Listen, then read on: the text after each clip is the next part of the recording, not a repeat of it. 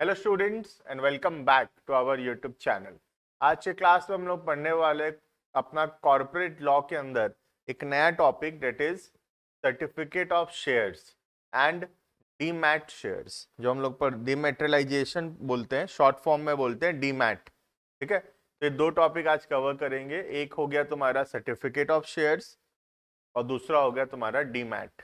ठीक है, video start करने से पहले मैं बता दूं कि हम लोग सारा का सारा सब्जेक्ट्स का वीडियो, जो हमारा बीकॉम का सिलेबस है, ऑल सब्जेक्ट का वीडियोस हम लोग फ्री में अपने चैनल में पब्लिश कर रहे हैं। तो तुम चैनल के प्लेलिस्ट में जाकर सारे के सारे वीडियोस चेकआउट कर सकते हो। हर एक वीडियो के डिस्क्रिप्शन में हमारे इंस्टाग्राम आईडीज, टेलीग्राम आईडीज और बाकी जितने भी तरीके से हमसे कनेक्ट किया जा सकता है, सारा का सारा डिटेल्स दिया हुआ है। तुम उसको फॉलो करो ताकि तुमको टाइमली वहाँ पे अपडेट्स मिलता रहेगा। एग्जाम के समय तुमको वहाँ पे important questions, past papers, doubt solving sessions, वो सब का डिटेल जो होगा तुमको वहाँ पे मिलता रहेगा। ठीक है, इसी के साथ वीडियो स्टार्ट करते हैं। वीडियो पसंद आएगा तो जरूर से कमेंट करके बताना। यहाँ हम लोग बहुत एफर्ट्स डाल रहे हैं तुम लोगों को फ्री में पढ़ाने के लिए, तो थोड़ा सा हमको सपोर्ट करना, कमेंट करके बताना कि वीडियो कैसा लग रहा है, ताकि हम लोग और मोटिवेट हो सके और मन लगाकर हम तुम्हारे लिए वीडियोस जो है वो बना सकें। ठीक है, इसी के साथ स्टार्ट करते हैं आज का टॉपिक। आज का टॉपिक है सर्टिफिकेट ऑफ शेयर्स। ठीक है, क्या होता है शेयर्स, हम पिछले क्लासेस में ऑलरेडी पढ़े हैं। अगर कोई बच्चा शेयर्स क्या होता है वो सब वीडियोस नहीं देखा है, चैनल के प्लेलिस्ट में जाके तुमको पुराना वीडियोस मिल जाएगा, तुम पहले वहां से पुराना वीडियोस देख लो। ठीक है, आज हम लोग किसी भी कंपनी में एक शेयर खरीदते हैं। ठीक है, तो हम एक्सपेक्ट करते हैं कि हमको एक पीस ऑफ पेपर मिलेगा जिसमें ये लिखा हुआ होगा कि हम इतना शेयर्स खरीदे हैं और हम इतने शेयर्स के मालिक हैं, और यहाँ पे साइन किया हुआ रहेगा, है ना। जैसे नॉर्मल सर्टिफिकेट्स होता है, आज हम लोग स्कूल एग्जाम्स पास करते हैं, कॉलेज का यूनिवर्सिटी एग्जाम्स पास करेंगे तो हमको एक डिग्री मिलेगा ना, एक सर्टिफिकेट मिलेगा ना। वो सर्टिफिकेट में क्या लिखा हुआ होता है, दिस स्टूडेंट नाम लिखा हुआ होगा, तुम्हारे पेरेंट्स का नाम लिखा हुआ होगा, और उसमें ये लिखा होगा कि तुमने स्कूल का या कॉलेज का जो एग्जामिनेशन है वो पास किया है, इतने रिक्विजाइट परसेंटेज लाकर। ये तुम उसमें सब डिटेल दिया होगा, कब किए हो, कैसे किए हो, और वहाँ पे जो हेड ऑफ द इंस्टीट्यूशन है उसका सिग्नेचर, सील, स्टैम्प होगा। तो वो क्या प्रूफ करता है, वो जो सर्टिफिकेट तुमको मिलता है ग्रेजुएशन का, वो क्या प्रूफ करता है? वो प्रूफ करता है कि सर हम ग्रेजुएशन किए हैं। क्योंकि तुम्हारे नॉलेज से ये बात बता पाना बहुत मुश्किल होगा कि तुम ग्रेजुएशन किए हो बोल के। कोई कुछ क्वेश्चन पूछ देगा तो क्वेश्चन का आंसर तो नहीं आएगा हमको, है ना। तो ग्रेजुएशन किए हो प्रूफ कैसे हो पाएगा? एक सर्टिफिकेट एक लौता प्रूफ होता है जिसको हम बोल सकते हैं कि हम ग्रेजुएशन किए हैं। रियल लाइफ में बेटा जो सर्टिफिकेट्स है वो सिर्फ एक प्रूफ जैसा काम आता है। रियल में जो काम आएगा वो यहाँ का जो नॉलेज है, तुम्हारा दिमाग जो है, वो बहुत काम आने वाला है ना। तो सर ऐसे बोले फिर a piece of paper can not decide my future. बेटा वो जमाना गया, पुराना हो गया वो डायलॉग। ठीक है, a piece of paper can decide your future, decide कर सकता है। ठीक है, तो ये गलत फहमी में मत रहना। ठीक है, और अच्छे से पढ़ाई करो, बाकी पढ़ाई के अलावा नॉलेज एक्वायर करो, नॉलेज से ज्यादा बेनिफिट्स देगा। ठीक है, तो क्या होता है certificate of shares? Certificate of shares का मतलब है हम लोग कंपनी में शेयर्स खरीदे हैं, इस बात का जो लिखित प्रमाण है, जो प्रूफ है, वो है सर्टिफिकेट ऑफ शेयर्स। तो हमको एक सर्टिफिकेट मिलता है जिसमें लिखा हुआ रहता है कि this person has bought this number of shares, इतना रुपए में खरीदा है, और वहां कंपनी का सील साइन रहेगा। ठीक है, तो उसी के रिलेटेड हम लोग लॉ आज यहाँ पे पढ़ने वाले हैं। ठीक है, देखना, a certificate of shares is required when shares are issued in physical form। ये फिजिकल फॉर्म क्या होता है? फिजिकल फॉर्म का मतलब होता है शेयर तुमको दिया गया डीमैट अकाउंट में नहीं। पहले क्या होता था ना बेटा, ऐसे शेयर खरीदे मतलब एक पीस ऑफ पेपर मिलता था, पीस ऑफ पेपर को बोलते थे शेयर्स, ठीक है। लेकिन आज के जमाने में तुम ये फिजिकल शेयर्स और तुमको देखने को उतना नहीं मिलेगा, क्योंकि सारा का सारा शेयर क्या हो गया, डीमेटेरियलाइज हो गया है। मतलब एक डीमैट अकाउंट खुलता है, जैसे बैंक में अकाउंट होता है ना, जो भी पैसा हम जमा करते हैं उस अकाउंट में क्रेडिट हो जाता है, बैंक अकाउंट बढ़ जाता है। जो भी पैसा हम उसमें से खर्चा करते हैं वहां से कम हो जाता है ना। ठीक उसी तरह शेयर्स का भी अब फिजिकल शेयर्स उतना पॉपुलर नहीं है, मैंडेटरी भी है अब तो डीमैट में इशू करना। हम आगे चल के पढ़ेंगे, यहाँ पे आज ही के क्लास में पढ़ेंगे डीमैट का क्या रूल है, ठीक है। थोड़ा सा नीचे अभी पहुंचने वाला है, 5 मिनट में पहुंच जाएंगे। बाकी डीमैट का मतलब क्या होता है, ऑनलाइन जो तुम्हारा अकाउंट में शेयर्स जो भी तुम खरीदोगे वहां क्रेडिट हो जाएगा, जो भी शेयर्स तुम वहां से सेल करोगे वो वहां से डेबिट हो जाएगा, कम हो जाएगा, ठीक है। जैसे बैंक अकाउंट होता है पैसे के लिए, वैसे ही डीमैट अकाउंट होता है शेयर्स के लिए, ठीक है। तो पहले फिजिकल शेयर्स बहुत फेमस था, यूज होता था। आज के जमाने में फिजिकल शेयर्स उतना यूज नहीं होता है, other than private company. Private company अभी भी फिजिकल शेयर्स इशू करती है, सर्टिफिकेट ऑफ शेयर्स होता है। लेकिन जो पब्लिक कंपनीज है, पब्लिक कंपनी के लिए तो बेसिकली मैंडेटरी हो गया है अब कि वो लोग शेयर्स इशू करेंगे ओनली इन डीमैट फॉर्म, ठीक है। तो पब्लिक कंपनी के लिए ये सर्टिफिकेट ऑफ शेयर वाला रूल एप्लीकेबल नहीं होगा, क्योंकि ये फिजिकल शेयर के बारे में है जो कि प्राइवेट कंपनी पे एप्लीकेबल है। और वो डीमैट वाला मैंडेटरी किसके लिए है, डीमैट अकाउंट वाला वो किसके लिए है, पब्लिक कंपनी के लिए मैंडेटरी है, ठीक है। आगे पढ़ेंगे हम लोग, आगे देखते हैं एक बार।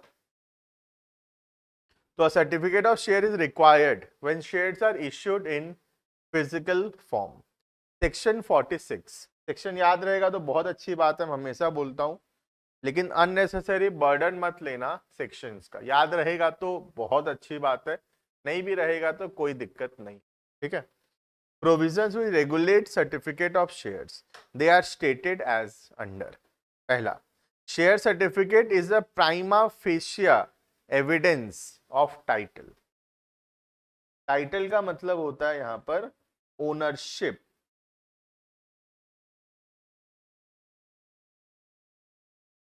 टाइटल का मतलब है ओनरशिप, ठीक है। और प्राइमा फेशिया, प्राइमा फेशिया का मतलब होता है कि अनलेस प्रूव्ड अदरवाइज, मतलब और कुछ अगर प्रूफ ना हो जाए तो हम हमेशा शेयर सर्टिफिकेट को प्रूफ मानेंगे। किस चीज का, टाइटल का, मतलब ओनरशिप का प्रूफ मानेंगे हम लोग, ठीक है। तो इसका मतलब होता है अनलेस प्रूव्ड अदरवाइज, अगर और कुछ प्रूफ ना हो जाता तब तक हम इसी को, सर्टिफिकेट को ही, जिसका नाम उसमें लिखा हुआ है उसी को ही हम लोग ओनर मानेंगे, ठीक है। क्लियर है। तो बेसिकली बोलना चाहता है कि share certificate is a proof of ownership. Share certificate में तुम्हारा नाम लिखा हुआ है तो वो क्या दिखाता है कि तुम उतने शेयर्स के मालिक हो, अनलेस प्रूव्ड अदरवाइज, मतलब और कुछ अगर कोई आके प्रूफ ना कर दे तब तक तुमको ही मालिक समझा जाएगा, ठीक है। देखो, तो according to section 46, a certificate issued under the common seal, company का कॉमन सील होता है जो कि मैंडेटरी नहीं है, ऑप्शनल है। तो कॉमन सील है तो कॉमन सील लगा हुआ रहेगा। मैं नंबरिंग कर देता हूं क्या क्या है, ठीक है। पहला, अगर कॉमन सील है तो कॉमन सील होगा। दूसरा, या फिर और साइंड बाय 2 डायरेक्टर्स, 2 डायरेक्टर्स का या तो साइन होगा, ठीक है, या फिर sign by a director and a company secretary, ये थर्ड ऑप्शन। तो तीनों में से कुछ भी होगा तो हम उसको एक वैलिड शेयर सर्टिफिकेट मानेंगे। पहला, या तो कंपनी का कॉमन सील लगा हुआ है उसमें, या फिर कंपनी के 2 डायरेक्टर्स का साइन है उसमें, या फिर कंपनी का एक डायरेक्टर और एक कंपनी सेक्रेटरी का साइन है उसमें, तो भी हम लोग उसको वैलिड शेयर सर्टिफिकेट मानेंगे। ठीक है। Specifying the shares held by any person tell prima facie evidence of the title of the person to such shares. तो ये प्रूफ करता है कि जो नाम लिखा हुआ है वो व्यक्ति उतने शेयर्स का मालिक है। क्लियर है इतना? तो 3 प्रकार से इश्यू हो सकता है, या तो अंडर अ कॉमन सील, और issued by signed by 2 directors, और signed by 1 director and 1 company secretary. Clear? Next, issue of duplicate share certificate. तो लॉ ये है कि तुम लोग अगर अपना पुराना सर्टिफिकेट गुम हो जाता है या कोई भी प्रकार से खराब हो जाता है, फट जाता है, तो उसके बदले हम नया शेयर सर्टिफिकेट इशू करवा सकते हैं, कोई दिक्कत नहीं है, नया शेयर सर्टिफिकेट इशू हो सकता है। ठीक है। Section 46 subsection 2 states that a duplicate share certificate में बी इशू किया जा सकता है।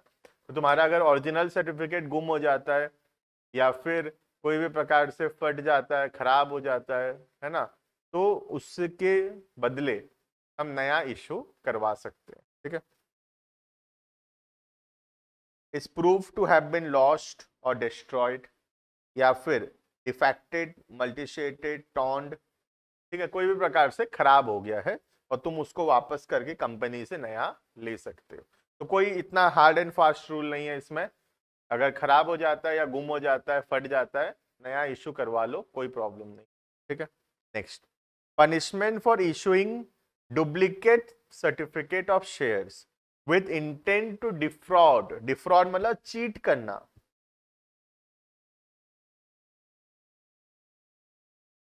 अगर company duplicate share certificate issue कर रहा है और कंपनी का इंटेंशन है चीट करना, पुराने शेयर होल्डर्स को, ओरिजिनल शेयर होल्डर को चीट करना, अगर कंपनी का मोटिव है, तो फिर कंपनी को फाइन लगेगा बेटा, है ना। तो बेसिकली हम शेयर सर्टिफिकेट का डुप्लीकेट इशू कर तो सकते हैं, लेकिन हमारा इंटेंशन चीट करना नहीं होना चाहिए।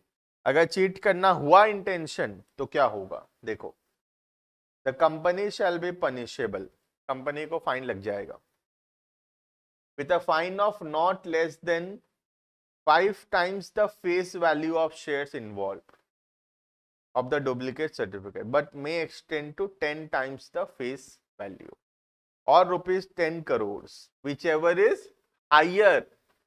सोच के देखो, whichever is higher, lower नहीं, higher। तो तुम सोचो अगर 5 लाख का तुम शेयर सर्टिफिकेट का फ्रॉड करते हो तो उसका 10 टाइम्स मैक्सिमम, मतलब कितना लगता, 50 लाख, और 10 crore which ever is higher, तो कितना लग जाएगा, 10 करोड़ लग जाएगा फाइन। कंपनी को 10 करोड़ रुपए का फाइन लग जाएगा। समझ पा रहे हो कितना बड़ा प्रोविजन है ये। 10 करोड़ में कंपनी बंद भी हो सकता है, ऐसा हालत आ जाएगा कंपनी का, है ना। तो तुम डुप्लीकेट शेयर सर्टिफिकेट ध्यान से इशू करो, चीट वीट करने का ऑब्जेक्टिव नहीं होना चाहिए। ठीक है। दूसरा, जो ऑफिसर इन्वॉल्व था, जो डायरेक्टर या जो एम्प्लॉय इन्वॉल्व था, उसको भी सजा होगा। ठीक है, उसके खिलाफ भी एक्शन लिया जाएगा। क्लियर? तो बहुत स्ट्रिक्ट लॉ बनाया है डुप्लीकेट शेयर सर्टिफिकेट के चीटिंग के ऊपर। क्योंकि ना बेटा क्या होता था ना, जैसे मिस्टर ए के नाम पे शेयर है, ठीक है, ठीक है, ठीक से समझना मेरा बात, पहले बहुत हुआ है ये, इसीलिए कंपनी लॉ इतना स्ट्रिक्ट प्रोविजन बनाया है। जैसे कि एक शेयर है,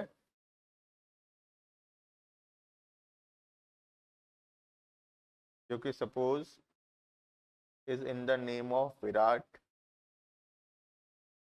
कोहली, ठीक है, विराट कोहली के नाम पे। अब क्या हुआ, शेयर सर्टिफिकेट है, विराट कोहली अपना शेयर सर्टिफिकेट रखा है, शेयर का वैल्यू है सपोज 10 लाख रुपए, ठीक है।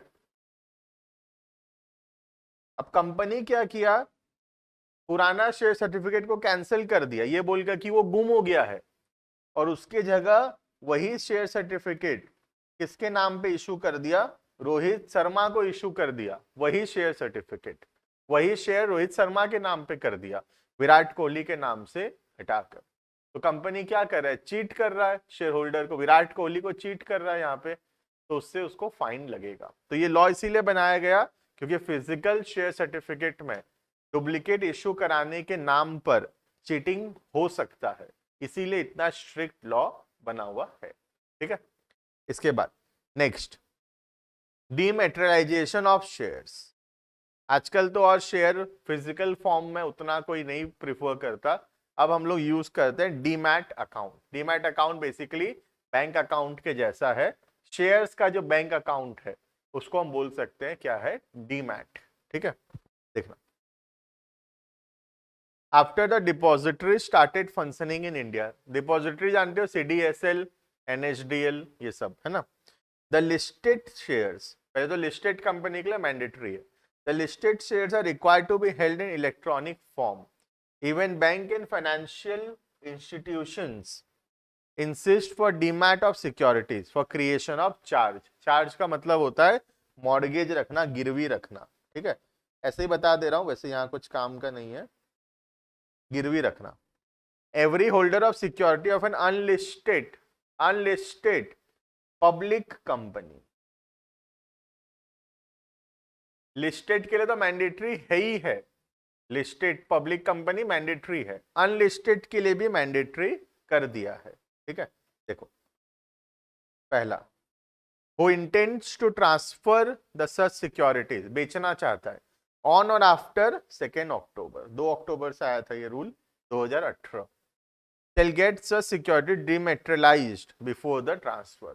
अगर हम बेचना चाहते हैं तो पहले हमको डीमैट में कन्वर्ट करना पड़ेगा, और अगर नया कुछ इशू करना चाहता है कंपनी 2 अक्टूबर के बाद, तो वो भी किस में करेगा, डीमैट में करेगा। समझ में आ रहा है? तो ये जो डीमैट का रूल है, पब्लिक के लिए तो मैंडेटरी था ही, लिस्टेड पब्लिक कंपनी के लिए, अनलिस्टेड के लिए भी मैंडेटरी हो गया 2 अक्टूबर 2018 से।